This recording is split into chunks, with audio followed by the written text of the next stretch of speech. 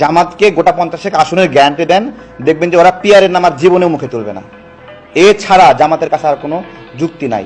বাংলাদেশে অসংখ্য শিক্ষক, সমাজসেবক, ডাক্তার, আলেম তারা স্বতন্ত্রভাবে নির্বাচন করে, তারা কোনো দলকে অ্যাপ্রোপ্রিয়েট মনে করে না, তাদের এলাকায় তাদের গ্রহণযোগ্যতা আছে।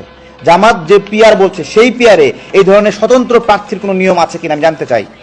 পাশাপাশি পিয়ার সিস্টেমে 300 আসনে লিস্ট করবে তো একটা গ্যারান্টি চাই জামাতের কাছ থেকে যে 1, 2, 3 কি কি লিখবেন। 1-এ ডক্টর শফিকুর রহমানের নাম, 2-এ নায়েবে আমি তাহির সাহেবের নাম, 3-এ গোলাম পরোয়ারের নাম, 4-এ মাসুদ সাহেবের নাম, তাই তো? গ্যারান্টি দিতে হবে যে জামাতের 300 নাম্বার প্রার্থী যদি 1 নাম্বার প্রার্থীর চেয়ে বেশি ভোট পায় পিয়ারের মাধ্যমে, তাহলে 1 নাম্বার সে এমপি হবে না, ওই 300 নাম্বার এমপি হবে। জামাতে এই গ্যারান্টি দিতে পারবে? গণতন্ত্র চায় না? তাহলে যে বেশি ভোট পাবে পিয়ারের মাধ্যমে তাকে নির্বাচিত করতে হবে। জামাত কি ধরনের পিয়ার চায় জামাত নিজেই নিশ্চিত না। একটা প্যাচ লাগানোর চেষ্টা করতেছে, বিএনপির কাছ থেকে আসন নেবে, অমুক, এগুলো তো ফিতনা তৈরি করা।